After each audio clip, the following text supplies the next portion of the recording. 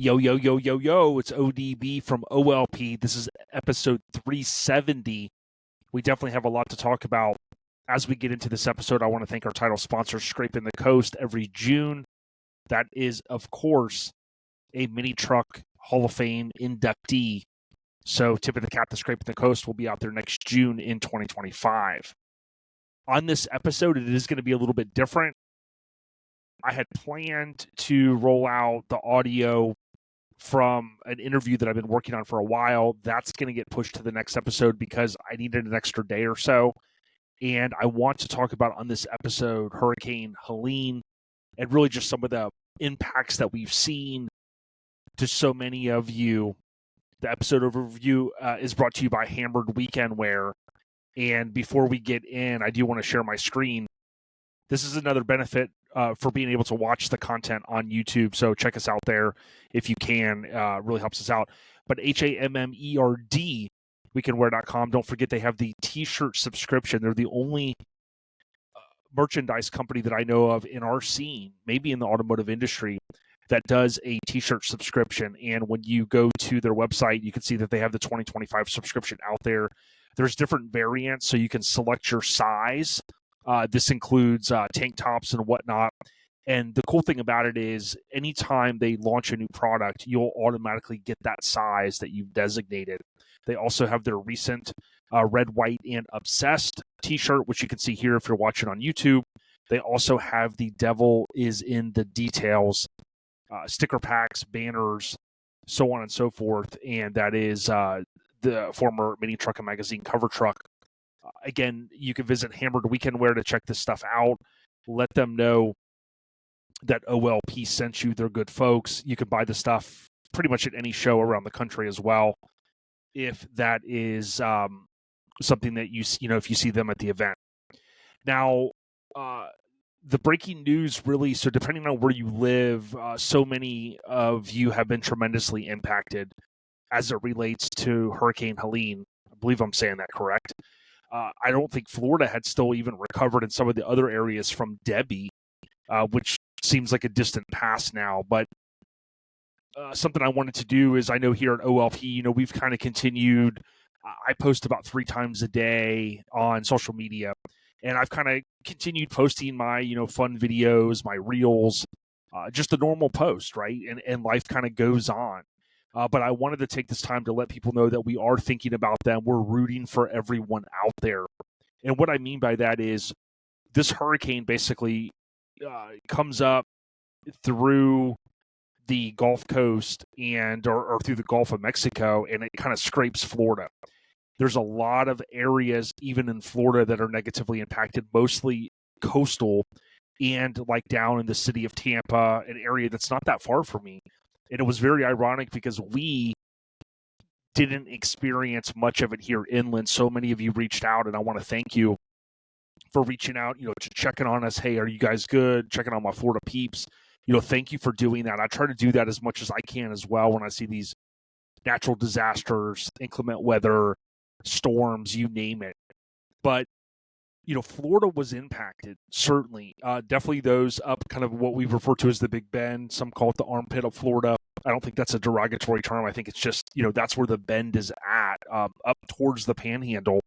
And the crazy thing is, as much as some of those areas were devastated, like Cedar Key and, all of this sand that's getting pushed inland, over in Pinellas and all of those counties that butt up to the Gulf of Mexico. Not only that, but so many other people in other areas. Georgia, I saw flooding in Atlanta. Where I saw some of the worst of it is in the Carolinas, especially Asheville. And it is just unfathomable the amount of water that I've seen. I was texting my friend Josh Ellis, and he is on the outskirts of Charlotte. And I said, hey, I know the storm passed us. It's headed your way. And he said, yeah, the ground up here is really soggy. And that's what I was seeing kind of on the Weather Channel. So, to say there's been devastation is really an understatement. And I wanted to take this time with our platform just to reinforce a few key things. And, if you are impacted, we are certainly rooting for you. I know I don't want people to just look at social media and go, oh yeah, Ballard didn't even mention, the hurricane. I did post in or on Facebook rather, and I kind of really reinforced to everybody, hey, look, I'm hoping for the best for everyone. And certainly that's where my mindset is, right? Always on the humanity side of things. It's easy to say that the material things can be replaced, but certainly they can versus a human life, right? So that's where I always tell people, like, listen, take heed. I think when we're younger, we're just like, we'll be fine. The old saying, I'm just going to ride it out. And certainly you can sometimes do that, right? If you're in an area that there's not evacuation orders or there's nothing that's been posted for you to leave that particular area, then certainly, you hunker down and you kind of ride out the storm. But the world is kind of changing a little bit, I think. And you have these companies now. I worked for a company for 20 plus years that they seemingly never wanted to close the call center because it was like, man, that's going to, be one call center out of 30 that's closed. And that's not good for business, right? And they kind of started to change that mindset over the course of time. It's like, hey, you're telling employees to come in, then you're freaking out going, okay, go ahead and leave early and the storm's already here and you got people trying to cross bridges and all that stuff. So one thing I've noticed over the past 20 years or so is that some companies hopefully have become smarter. Now, I don't think all companies have. I saw a story, I think it was in Tennessee, and it was rural Tennessee where it was a plastics factory. And I think it was 10 or 11 employees were told to kind of just hunker down and stay back. And it was too late by the time they said, okay, you can leave. And again, I don't know all the circumstances, but if I recall correctly, only 5 of those people were rescued. 2 of those people were confirmed deceased, right?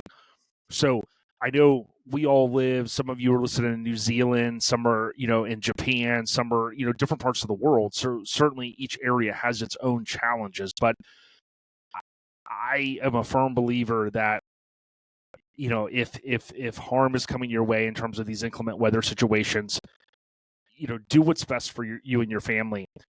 I'll talk a little bit about some of the impacts we've seen in the truck scene. That's something I wanted to kind of dovetail into, but I will say I have a role where I work now, and I don't talk about a lot of my personal stuff like my jobs and stuff like that, but where I work now is I could be called up at any time to, like many of you, like some of the first responders out there, where if there is a storm, I would work some of the damage assessment kind of afterwards, taking photos of downed trees or homes that have been damaged and things like that. But there's also other facets of that as well, like the storm shelter duty and things like that. And that's certainly situations I can be called into. My coworker was. She was there Wednesday, Thursday overnight, all day Thursday, Thursday overnight, and all day Friday. So, I think some people go, hey, man, I flung my door open. It looks great outside. I'm fine. That's kind of the way I felt on Friday. I looked outside and I'm like, wow, our county is closed again. It looks nice out. But you have to remember, depending on where you live, the county I live in is huge. There's a ton of roads that were underwater and there were a ton of people without power.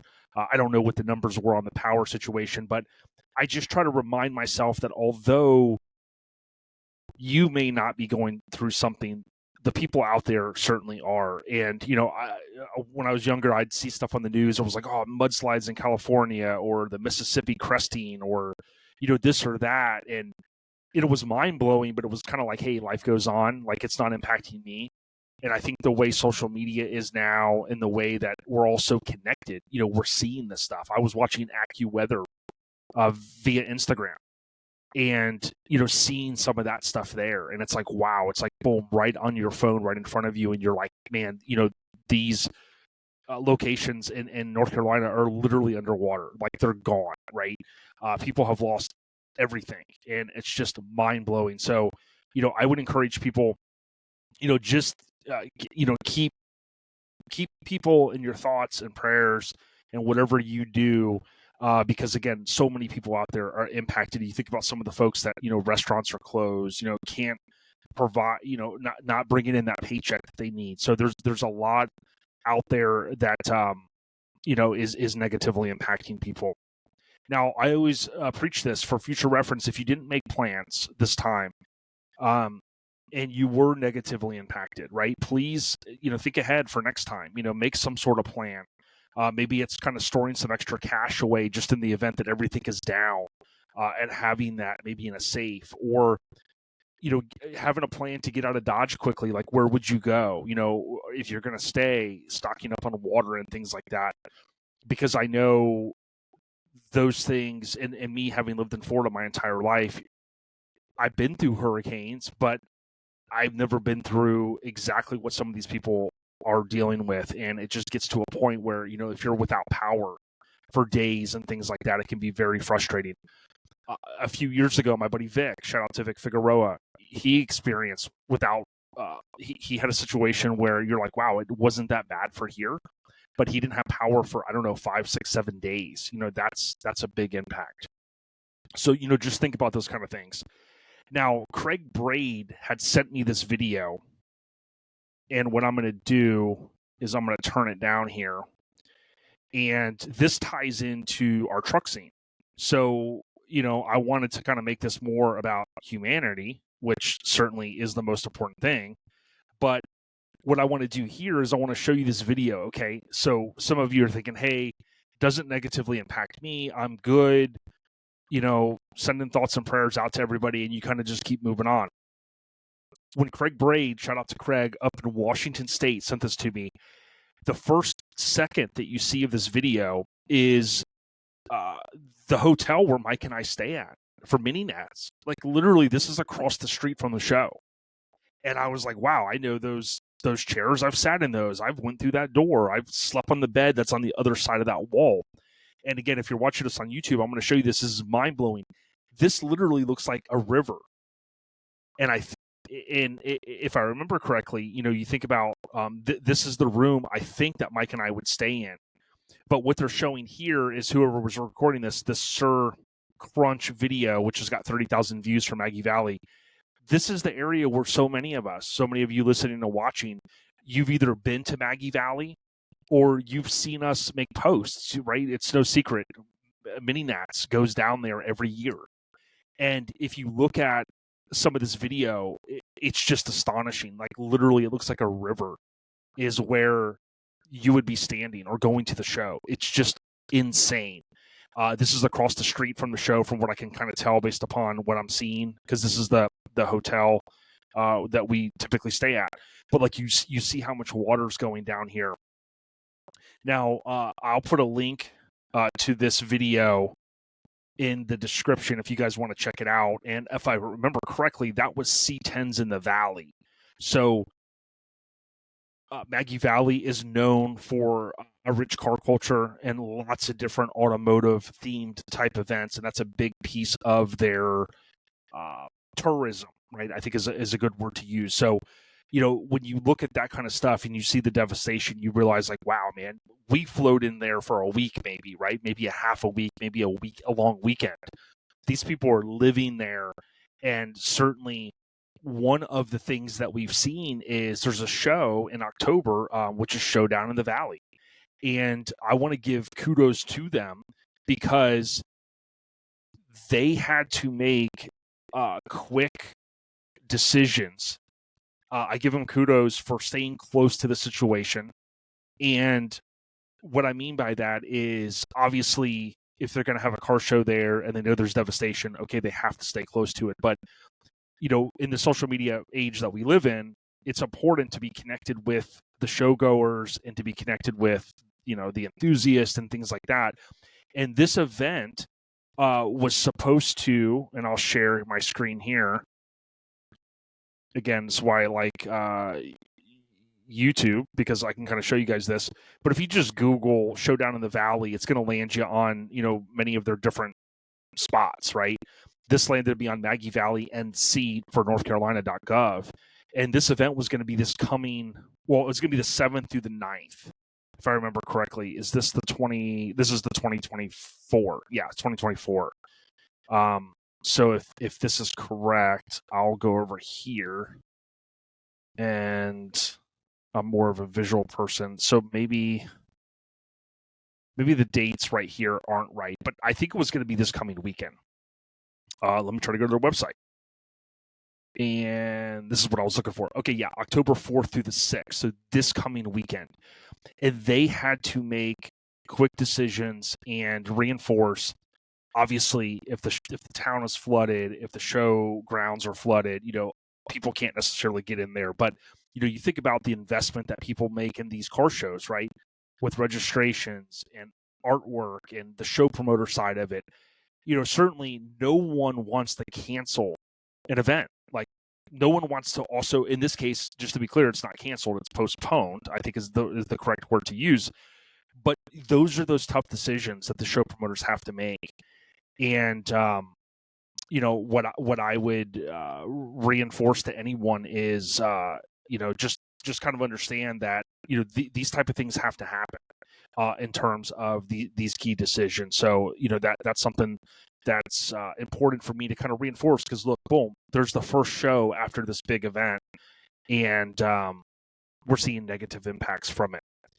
Now, I do want to reinforce a couple other things. Like, for instance, Scott and Jenelise, they were on the road. I think Scott told me he was in his truck over 24 hours.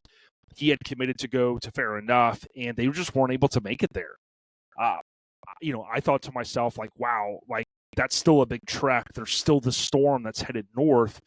But Jenelise and Scott were dedicated. They said, hey, we still want to go. And, they got into a situation where, it was tough to get fuel. Roads were impassable and things like that. So I think probably even Justin, right, at Fair Enough, saw some of those impacts. I haven't spoken with Justin. I hope everybody in that region is safe. But certainly that, was probably the show that literally was going on, or that same weekend that some of the destruction was happening down here in Florida. And then, of course, a little bit north. There's a ton of people without food and water. If you think about these different areas, and I think I've seen comments on Instagram. Some people say, "Oh, the news isn't covering it as much as they should," and things like that. I've watched a lot of it on the Weather Channel, and it's just, again, devastating. There's homes and businesses flooded. So, when I saw some of the things from Cedar Key and some of the people I follow on YouTube that were telling these stories of these storms coming in and literally pulling everything out of these residences and businesses and lodges, right? They've lost everything. So that brings me to something that's really kind of key that I want to reinforce is you're going to see a ton of fundraisers out there. Okay. Now, I want to give some kudos to the DeBertis. And here's what I want to show you. So many of you know Doug DeBerti. We had Doug on thanks to Josh Ellis in the past. His son, Brad, of course, is kind of that up and coming, rising star. They do some very, very cool stuff. If you haven't checked out Brad DeBerti's YouTube channel, him and his dad are working on this cool shop up in the Carolinas. It's really neat. But they did this video, Help Please, and I wanted to kind of reinforce. They have a couple of different options in here. And if you click the link in Brad DeBerti's Instagram, and probably in DeBerti's as well, it's going to take you to the link tree. And then there's a hurricane donation secure give, and there's a hurricane donation PayPal. Now, what I saw from both of these link over to Valley Bible Fellowship. And I believe Brad was super clear that 100% of the proceeds are going to go to help those there. And that's fantastic. I always try to go, a step further if you can. Bubba the Love Sponge on the radio, he used to always talk about this. There's guidestar.org, and you can go there, and they do have subscription stuff now, and I don't have a subscription, but you can really drill down to how much money that these companies are collecting and how much they're actually donating, and that's a cool thing. The one that I always fall back on is the American Red Cross. I think that over the course of time, for almost 100 years, they've given so much back. And again, if you have a paid subscription on this guidestar.org, you could really drill down to even more information about how much their expenses are and things like that. But I caution people because there's so many scammers out there. you have to be very careful. I know I'm very cognizant. Anytime I am giving money to an organization, I want to make sure, if nothing else, it's at least going to what they say it's going for. So Doug and Brad are vouching for those two options there. That's going to impact the Carolinas. You probably know of some in your local area, depending on if you're negatively impacted. I know my wife, I forget, she did one the other day that was going to help Florida. There's some restaurants in Florida, Frenchies, that have been around a super long time in Clearwater area and other areas. They were taking local donations, and that money is going to go to pay their staff because the staff is without work right now because so many of their locations are literally uninhabitable. They can't sell food. They can't go about their normal business. So again, my only summary on that piece is just be very careful when you're giving money, and I think many of you do. Just make sure it's going to the right cause. That's my big thing there. We know there's a ton of scammers out there. There's probably more to talk about here. I'm going to be anxious to see how the potentially additional impacts down the course of time, right? With these storms, and it's tough having lived in Florida a long time and seeing people lose things and rebuild. I mean, South Florida hasn't even rebuilt from the hurricanes that they saw, a year ago, which is just insane. So again, I want everyone to know we're thinking about you. If some of these car shows that are going to be coming up between now and the next 6 months, if you guys can raise funds for people to help people out, whether it's one family or it's a particular thing like the Red Cross or another charity organization, certainly do that. If there's any way that we can help, I would love to help as well. And I would encourage people, it's not just money, right? You could give your time. You might work at a company that can provide resources. All of that stuff is important. The breaking news is brought to you by our kinfolk at Lone Star Throwdown. Lone Star Throwdown currently is going through their registration process, lonestarthrowdown.com. If you have not heard, a key thing this year is they are doing a similar process to what Mini Nats does.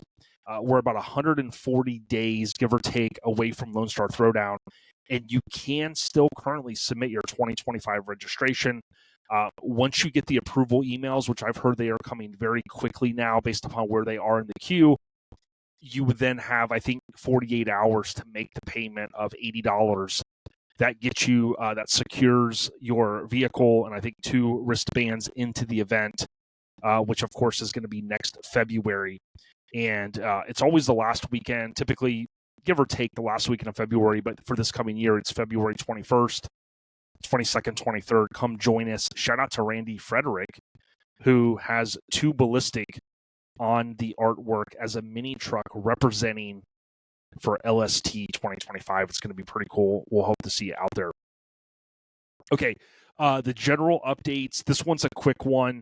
I did post a video via social media just the other day. Mini Nats, as planned on 10/1, so October 1st, it was Tuesday, October 1st, 2024, they did go live with the website minitruckinnats.com. You can go there and start your registration process for arguably the biggest and baddest mini truck show in the world, not just the country. Mini Nats, of course, has an approval process. They are looking to basically approve kind of a set amount of vehicles per category, right? Most of it's going to be mini trucks. There's going to be some cars, a few, it seems like each year. There's going to be a few full-size vehicles and things like that. And then there's going to be, some other, typical oddball stuff, which falls into the mini category, the Suzuki and things like that. But what I would tell you is if you do want to go, make plans. Go regardless of if you get the golden ticket. But if you do want to have your vehicle there, submit the registration. You don't have to pay anything until you get the approval. I think it's done through Google Forms. It's super easy. Just like Lone Star Throwdown, you want to include some photos of your vehicle, and I think Jason Bell was very clear. Don't give me old photos. Provide to Jason Bell some of the current photos so that he can get a feel for how your vehicle is coming along. Minitruckinnats.com truckin.com. Of course, Southeast Mini Truckin Nats or Mini Nats on Facebook and Instagram. There's more information. And if you haven't, turn on post notifications for OLP. It costs you nothing to do that. And going forward, I'm going to continue to kind of keep everybody updated as it relates to all these different shows. I did a kind of a top 5 you need to know about LST registration. I did the same thing for Mini Nats. So I think as I continue to expand and do shorter videos, shorter content, a little bit more digestible, a little bit more consumer friendly, right? It's not super long episodes and things like that. I'll continue to probably do some of those items via social media. I enjoy doing them as well, of course. Again, thanks to Mini Nats. Hopefully, I think there's a lot of questions we do not know. You know, you're like, yo, Jay, you're thinking, you just showed a little while ago, Maggie Valley's really torn up right now. We're going to have to see how all of that pans out. I would assume in the next 6 months, all of that will be resolved, but certainly we'll keep everyone updated on that. Next, we got the trivia with Mike, and I know you're thinking, where is Miggity Mike the Mayor, the co-host? Mike was not able to join us this week. He's got a couple things going on, and not going to give him a hard time this week, but you know, he's taking care of business that he's got to do with his brother, and more to come on that. So I got one question for you, the Mini Truckin Syndicate out there, all the amazing listeners. Are you ready for this question? Now, it's going to be a fun one for me. I don't know about for everyone else out there, but what massive video game franchise rather. This franchise started, it was the first of the franchise, launched on 9/29/1999. So September 29th, 1999, it was 25 years ago. The person tied into this video game did post. So if you are following some of the same people I am, you may have seen this the other day. Now, I will admit I was addicted to this game. Probably the only other game that I was ever really kind of deeply invested in was probably like the Mario type games. I was never like the huge gamer. You know, I played the Contras, I played the ice hockey, you know, NBA Jam, you know, all that different stuff. I played GTA a little bit. I never got as invested as some people trying to pass like every mission and doing all that stuff. But September 29th or 9/29/1999. Now, after this franchise launched, of course, there were a ton of additional, as you would imagine, series that would come out as the new systems would come out. So PS1, PS2, blah, blah, blah, all the way. And then I think it was just last year, they launched a 2-part game for this same franchise, which was super cool. Now, person's name I'm going to share with you in just a minute. He recently announced there is going to be something coming for the 25th anniversary. That, of course, has now passed. But I would assume between now and the end of the year, we are going to see something from Neversoft, which is the old developer name. That's one hint. And that game was Tony Hawk Pro Skater, THPS, Tony Hawk Pro Skater. Now, some of you are like, damn, I wasn't even born then, or man, I never played that game. It was highly addicting. The gameplay was great. It was awesome on the PlayStation because of the controller. And, you know, the combo thing was just such a cool thing where you could skate any different area. You could do these rail slides and do all these different tricks and land down in the bowls. And it was awesome. The first one was great. They expanded the gameplay so much when the PS2 version came out. And just what a great game. I'm looking to get whatever new stuff they put out. I do want to kind of mess with it. And my son said, yo, Dad, just buy the version online when it comes out because you can play on my computer at 8K. And I was like, 8K? I think I'm good with like 1080p, man. I think I'm good with 1080p. But if you ever played the game, I'll be making a couple posts social media wise about it. You know, make sure you chime in. And I appreciate it because that game, highly, highly addicting. The trivia with Mike is brought to you by Garage Gear Clothing. As I've said prior, the holidays are coming, and they do have a free shipping option if you spend a certain threshold. It's garagegearclothing.com, or you can link up with them at any of these events nationwide. They're available on social media, such as Instagram, so you'll know where they're going. They're also on YouTube, so you can check them out there. Garage Gear Clothing constantly has really cool stuff. They have stuff for kids, babies, the ladies, and of course the guys on lock. Brought to you by, again, Trivia with Mike, Garage Gear Clothing. Okay, the scene updates. Some of these I already covered. This is going to be quick. Logan Wade, Tip of the Cap, is wrapping up issue 3 of Mini Truckin Magazine, The Return. And I'm so thankful to have a column in the first 2 issues and then now in the 3rd issue.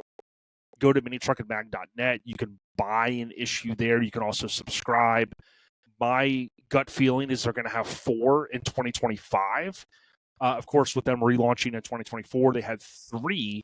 And if you got in like when I did for the price point, you're going to get all 3. And then my assumption is that they'll start to communicate towards the end of this year that, hey, to subscribe in 2025, here's what you have to do. Go to the website, select the option for the 2025 subscription. Not sure if they're going to be able to do like auto renewals and things like that. That's all for that team to communicate, but that's just some of where my mindset is at. I want to give a huge shout out to Tim from Negative Camper, Florida, aka NC. He made the Jimmy's Run and Customs artwork, open house artwork rather, from John at You Ain't Low Trucks. That's of course put on each year the Saturday of the Turkey Rod Run out there in the Daytona area. Jimmy's, of course, in Edgewater, I think give or take about a 30-minute drive from the racetrack, Daytona Speedway. And it was super cool. Tim, of course, has that Ford regular cab truck that Jimmy built, and it's been making definitely a big splash in the truck scene, especially on social media. So tip of the cap to Tim. Artwork looks great. I've got every piece that John's put out related to the Jimmy's open house, so I'll have to cop a banner for sure. We'll be out there the Saturday after Thanksgiving, which is that weekend of the Turkey Rod Run. The Mini Truck Hall of Fame, as I mentioned recently, is set during the Freaks of Nature SEMA kickoff party at Hogs and Heifers Monday before SEMA. So that's the first Monday, and I'd have to look at a calendar because I forgot to write down the date, and that's going to be the 4th.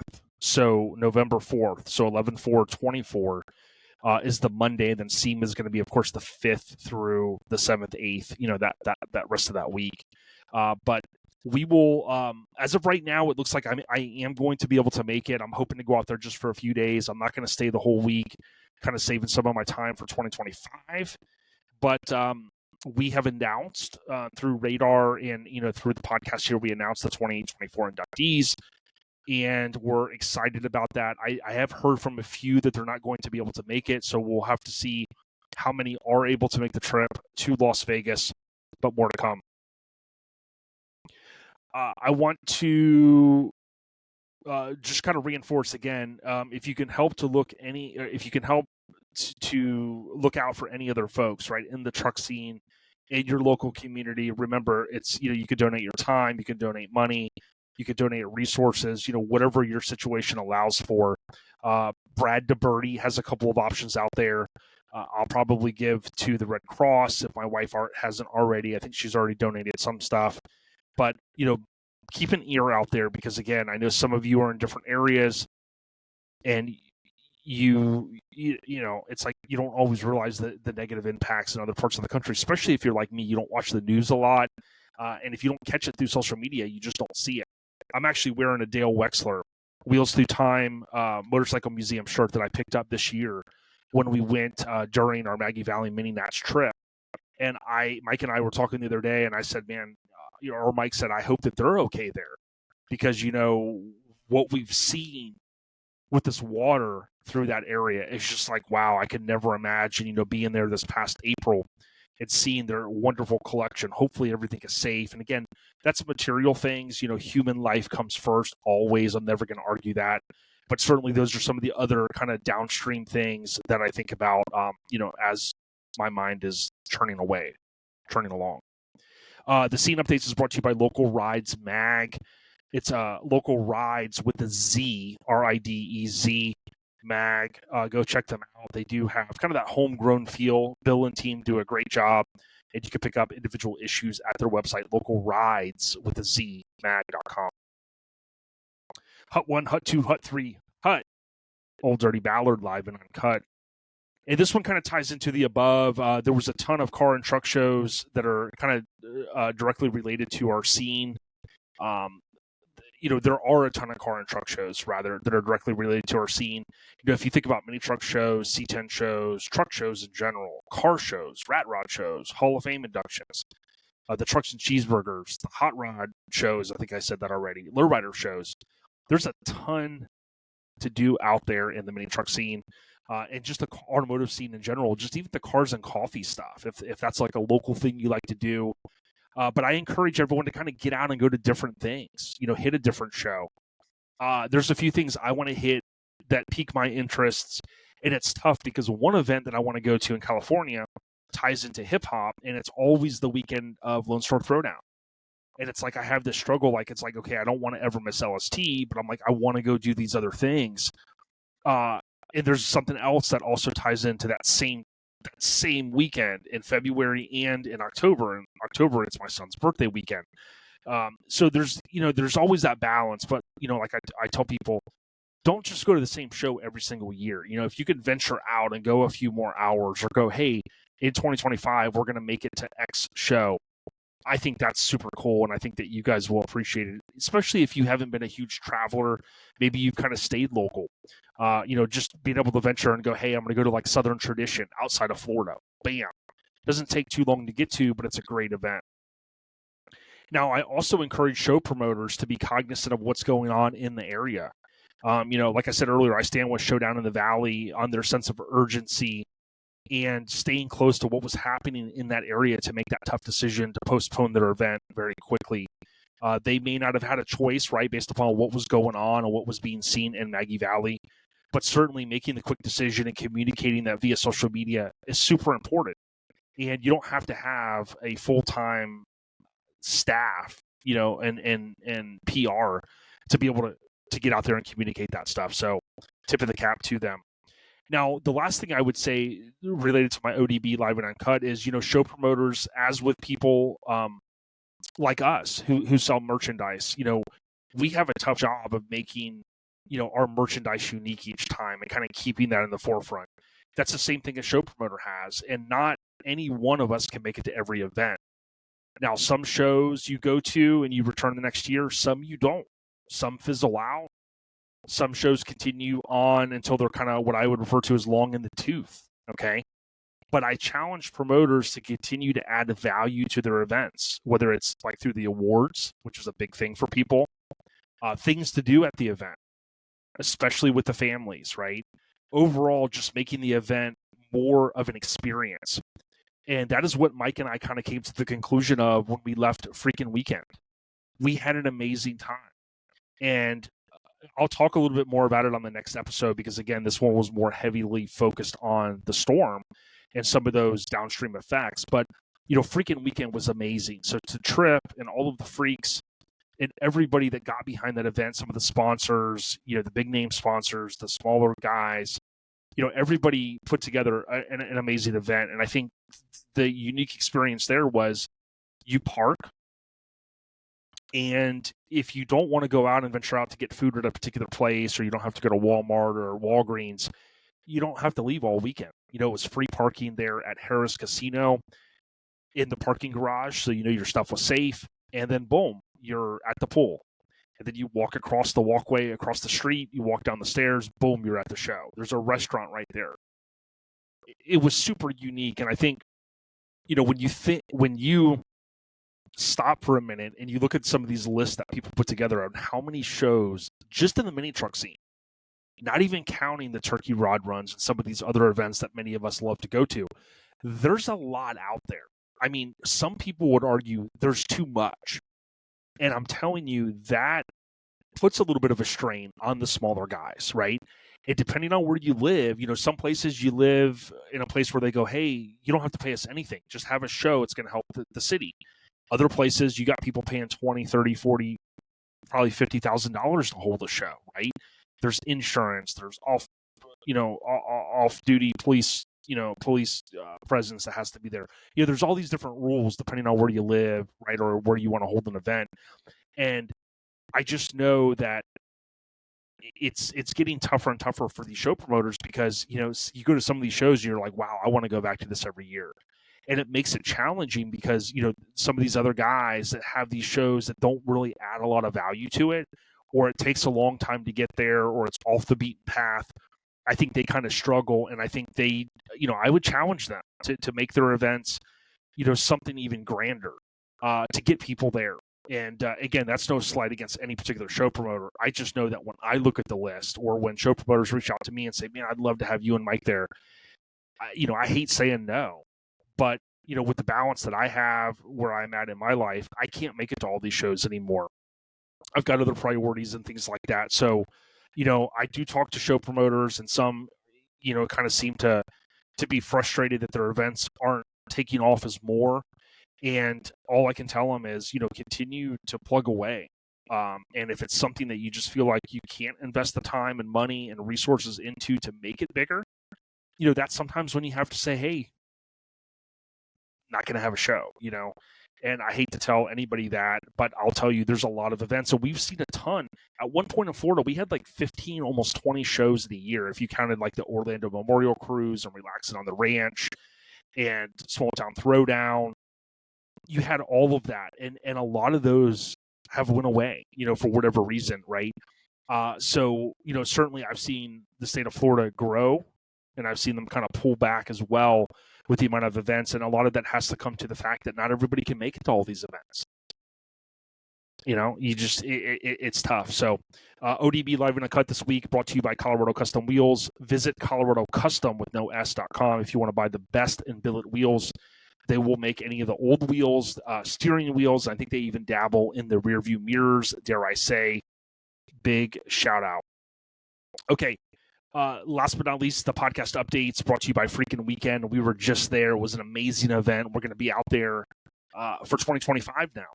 So, tip of the cap to Trip. The bikini contest was amazing. Belly flop contest, I kind of missed the majority of that because I was talking, but just that environment, that atmosphere, it kind of felt like you were in Vegas, right, at this big hotel. The hotels were affordable. It was awesome. Great job. The podcast updates, we're going to have a couple new things coming soon in the very near future. So please stay tuned for that. Follow us on YouTube because I'm going to continue ramping up content there. The next episode, I will have a guest that I've been working for about a year to get on, if not longer. And I think you will be thoroughly surprised at the rich history that this person has in our truck scene and what they're continuing to do out there. With that being said, I know this episode was a little bit different. I want to thank our title sponsor, Scraping the Coast, for all the continued support. I know that they have been ravaged over the course of time as well in Biloxi, and they continue to offer an amazing venue and an event for that whole region that really helped bring people back after Hurricane Katrina 20 years ago, which is insane. So tip of the cap to our title sponsor, Scraping the Coast. Episode 370, Helene updates and more. Thank you all for consuming this. If you listen through a podcast, if you want to help us out, go on YouTube and let it stream through. All of those minutes help. Leave a comment, leave a thumbs up. Most importantly, stay on the rise, everyone. ODB. We out here. If I forgot anything, I'll hit you back next episode. Peace.